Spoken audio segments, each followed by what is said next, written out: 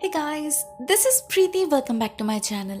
दोस्तों, आज हम बात करने वाले हैं एक शॉर्ट हॉरर फिल्म के बारे में जिसका नाम है द स्टॉक्ड। इस कहानी की शुरुआत होती है एक group of vloggers Katie, Mike और सैरा के साथ। यूट्यूब पर उनका एक चैनल है अबंडेंट अमेरिका नाम से, जिसमें वो लोग अमेरिका में मौजूद various haunted and mysterious creepy places को एक्सप्लोर करते हैं। इससे उन्हें व्यूज तो अच्छा खासा मिल ही जाता है, साथ में उनके एडवेंचरस नेचर को भी सेटिस्फैक्शन मिल जाता है। इसी सिलसिले में एक दिन वो लोग पहुंच जाते हैं पेंसिल्वेनिया के एक छोटे से गांव स्लॉटर हिल में। ये गांव ऑलरेडी बहुत ही छोटा था, ओनली 80 पीपल यहाँ पर रहते थे। मगर एक रात वो सारे लोग अचानक से ही इस गांव से गायब हो गए। वो लोग कहाँ गए, क्या हुआ उनके साथ, कभी किसी को पता नहीं चला, ना कभी उनकी लाश मिली। तब से लेके आज तक एक घोस्ट टाउन की तरह खड़ा है ये गांव। सब कुछ है यहाँ पर, सिर्फ उन्हें यूज करने वाले लोग नहीं है। और बाहर के लोग यहाँ आने से डरते हैं क्योंकि उन्हें लगता है ये जगह कर्स्ड है। शायद इसलिए इस जगह की लोकेशन मैप पे भी क्लियरली मेंशन्ड नहीं है। माइक को यहाँ आने में पूरे 7 घंटे लग गए। वो लोग ऑलरेडी टायर्ड हो चुके थे इस लॉन्ग जर्नी से, लेकिन फाइनली लोकेशन एंड सराउंडिंग्स देखकर बहुत खुश हो जाते हैं। सब कुछ बिल्कुल वैसा ही था जैसे उन्हें चाहिए था। जनरली उनके साथ एक कैमरा पर्सन भी आता है, मगर इस बार उन्हें लास्ट मिनट और कोई नहीं मिला, इसलिए माइक अपने बहन सैरा को ही साथ लेकर आया था। लेकिन वो बिल्कुल भी कोऑपरेट नहीं कर रही थी। एक्चुअली ना उसे केटी पसंद आई थी ना ये जगह। उसने गांव में एंटर करने से पहले ही डेंजर साइन देख लिया था। इस गांव में रात बिताना मना है। भले यहाँ भूत ना हो, मगर पुलिस तो आए क्या चेक करने ना। उसे जेल जाने का कोई शौक नहीं। वो उन दोनों को भी वार्न करती है, मगर वो लोग नहीं सुनते। माइक कहता है उसने पता किया है, यहाँ बस दिन में 2 बार ही रेंजर्स टहल देने आते हैं, वो भी बाहर से ही, अंदर नहीं घुसते, तो उन्हें टेंशन लेने की कोई जरूरत नहीं। बातों बातों में वो लोग गांव में एंटर कर जाते हैं और उन्हें अपने सामने दिखता है द क्रिनशॉ फार्म। ये इस गांव का सबसे बड़ा फार्म था। अचानक ही उन्हें एक आवाज सुनाई देती है कॉर्नफील्ड के बीचों बीच से। ध्यान से देखने पर माइक को वहां बहुत सारे स्केयरक्रोस नजर आते हैं, जो देखने में बहुत ही डरावना था। इससे माइक को एक ब्रिलियंट आइडिया मिल जाता है, क्यों ना वो इसी को अपने ओपनिंग शॉट में यूज करे। लेकिन शाम होने वाली थी, उन्हें और भी बहुत कुछ कवर करना था, तो वो लोग अलग होने की डिसाइड करते हैं। माइक केटी और सैरा से कहता है बार्न के अंदर जाके शूट करने के लिए, और खुद भागता है अपना ब्रिलियंट आइडिया एग्जीक्यूट करने। तब तक ऑलरेडी अंधेरा छाने लगा था। केटी और सैरा टॉर्च की रोशनी में किसी तरह सब कुछ रिकॉर्ड करने लगते हैं। ऐसे में वहां उन्हें एक लड़की का ड्रेस मिलता है जो देखने में काफी मॉडर्न लग रहा था। 19th सेंचुरी का तो बिल्कुल भी नहीं। सैरा को यह बहुत ही ऑड लगता है, अगर यह जगह अबंडन है तो ये ड्रेस यहाँ कैसे पहुंच सकती है। लेकिन वो जब केटी को बताने जाती है तो वो बहुत ही रूडली रिएक्ट करती है। गुस्से में सैरा भी खुद को संभाल नहीं पाती। वो कैमरा केटी के हाथ में थमाकर खुद वहां से निकल जाती है। एट द सेम टाइम उधर माइक के साथ भी काफी वियर्ड हादसा होता है। वो एक स्केयरक्रो के सामने खड़े रिकॉर्ड कर रहा था, जो अचानक से ही गायब हो जाता है। माइक इधर उधर बहुत ढूंढता है, कहीं गिर गया होगा तो, लेकिन वो स्केयरक्रो कहीं नहीं था। ऐसा लग रहा था जैसे वो खुद चलकर कहीं छुप गया है।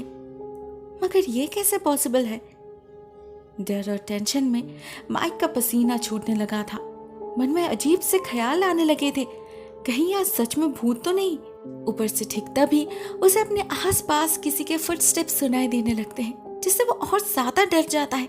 उसे लगता है वो स्केयरक्रो लौट आया है, बट इन रियलिटी ऐसा कुछ भी नहीं था। यह सैरा थी। वो अपने भाई को समझाने की कोशिश करती है कि अगर यहाँ कोई नहीं रहता तो इतने सारे कॉर्न्स को प्लांट किसने किया, ये अपने आप तो नहीं उग सकते ना। कुछ तो अजीब है यहाँ पर। बहुत ही नेगेटिव वाइब आ रही थी उसे इस जगह से। कंटिन्यूअसली ऐसा फील हो रहा था जैसे कोई उन्हें देख रहा है छुपके से। दो भाई बहन जब यहाँ यही सब डिस्कस कर रहे थे तो उधर बाण में केटी अकेले सब कुछ रिकॉर्ड करने की कोशिश कर रही थी, जो उसके लिए काफी मुश्किल हो रहा था। तभी अचानक उसकी नजर पड़ती है एक कुल्हाड़ी की तरफ, जिसके एजेस पर लाल रंग का कुछ लगा था।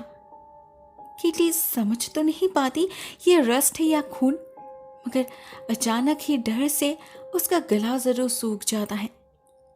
लेकिन ये तो बस एक ट्रेलर था। इसके बाद शुरू होता है असली खेल, जो इन लोगों ने कभी सपने में भी नहीं सोचा होगा। केटी को उसी बाण के कॉर्नर में एक बेड दिखता है। आसपास और भी कई सारे सामान पड़े थे। उन्हें देखकर ऐसा लग रहा था जैसे वहां कोई रहता है। ये जगह कंप्लीटली अबांडन नहीं है। जैसे केटी को ये एहसास होता है वो भागने की कोशिश करती है, मगर तब तक बहुत लेट हो चुकी थी। उसके पीछे हमें क्रीपी फिगर नजर आता है जो उस पर हमला कर देता है। उसे घसीटते हुए कहीं ले जाने लगता है। केटी उसके हाथ से खुद को बचा नहीं पाती।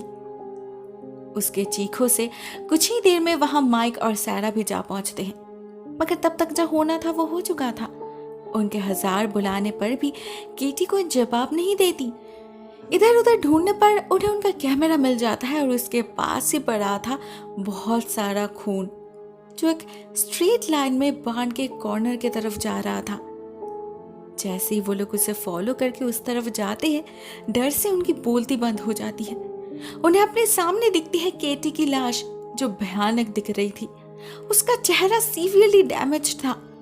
ऐसा लग रहा था जैसे किसी पागल खूनी ने उसके चेहरे से स्किन ही उखाड़ लिया है। ऐसा नजारा किसी की भी हालत खराब कर सकता था। माइक और सैरा के साथ भी वही होता है, लेकिन खुद को संभालने का वक्त भी उन्हें नहीं मिलता। ठीक इसके बाद ही उन्हें अपने पीछे किसी के घुर्राने की आवाज सुनाई देती है, और जैसे ही वो लोग पलटते हैं उन पर वो शख्स हमला कर देता है। ये वही पागल खूनी था जिसने केटी का खून किया था। माइक और सैरा पहले तो समझ नहीं पाते कुछ, ये कोई इंसान है या स्केयरक्रो, क्योंकि वो वहां बिल्कुल किसी पुतले की तरह खड़ा था। बस उसके कुल्हाड़ी से खून टपक रहा था, केटी का खून। उसे देखते ही माइक और सैरा सब समझ जाते हैं, लेकिन डर से उनकी हालत इतनी खराब हो चुकी थी कि उनके हाथ पैर ही स्टिफ हो चुके थे। जैसे ही वो आदमी उनके तरफ बढ़ने लगता है, ये दोनों भी भागना स्टार्ट करते हैं। पहले दोनों एक साथ ही भाग रहे थे कॉर्नफील्ड के अंदर से। उन्हें कोई आइडिया ही नहीं था एग्जिट किस तरफ है, लेकिन वो खूनी बिल्कुल कामली चल रहा था। कोई जल्दी नहीं थी उसे, क्योंकि उसे पता था वो लोग कितना ही क्यों ना भाग ले, उसके हाथ से बच नहीं पाएंगे। होता भी वही। माइक और सैरा दोनों ही एक पॉइंट पे बैठ जाते हैं। उनसे और भागा नहीं जा रहा था। उन्हें लगता है वो लोग कैसे छुपकर बच जाएंगे, लेकिन वो खूनी उन्हें ढूंढ ही लेता है। कुल्हाड़ी के एक वार से माइक का सर अलग कर देता है वो। बाकी थी तो बस सैरा। भागते भागते किसी तरह उसे बाहर जाने का रास्ता मिल जाता है, और जंगल को पार करते ही उसे कुछ ही दूरी पर एक गाड़ी की हेडलाइट में नजर आती है। ये एक पुलिस कार थी, जिसे देखकर सैरा बहुत खुश हो जाती है। हाथ दिखाकर मदद मांगने की कोशिश करती है, मगर वो उस ड्राइवर को नजर आए इससे पहले ही वो खूनी उस तक पहुंच जाता है और उसे मारकर उसकी बोलती बंद कर देता है। वो गाड़ी बिल्कुल वहीं से पास करती है कुछ सेकंड बाद ही, लेकिन तब तक सैरा की लाश भी वहां से गायब हो चुकी थी। कहीं कोई ट्रेस नहीं था उसका। वो पहुंच चुकी थी कॉर्नफील्ड में, जहां वो पागल उसे एज अ स्केयरक्रो यूज करने वाला था, एग्जैक्टली जैसे उसने बाकी लोगों के साथ किया है। जैसे सुबह होती है, सूरज की रोशनी फील्ड के ऊपर पड़ती है, हम देख पाते हैं पूरा फील्ड ऐसे ही स्केयरक्रोज से भरे पड़े हैं। लेकिन वो कोई पुतले नहीं है, असली इंसान के लाशें हैं, जिनमें माइक, सैरा और केटी की लाश भी शामिल है। जिसे देखकर पहले माइक को बहुत कूल लगा था, अभी वो खुद ही वैसा बन चुका है। भला उसे कैसे पता होगा ये सिली घोस्ट टाउन एक्सप्लोरेशन उनकी जान ले लेगा। इस सीन से एक बात तो क्लियर हो जाती है कि उनसे पहले भी कई लोगों ने इस जगह को एक्सप्लोर करने की कोशिश करी होगी, मगर वो कभी जिंदा बाहर नहीं जा पाए, इसलिए बाहर की दुनिया को इसका राज कभी पता नहीं चला। ये भी हो सकता है कि इस जगह के अबांडन होने के पीछे भी शायद इसी खूनी का हाथ हो। उसने ही मार डाला होगा इस गांव के लोगों को, जिससे वो इस पूरे जगह को ऑक्युपाई कर ले और छुप कर रह पाए।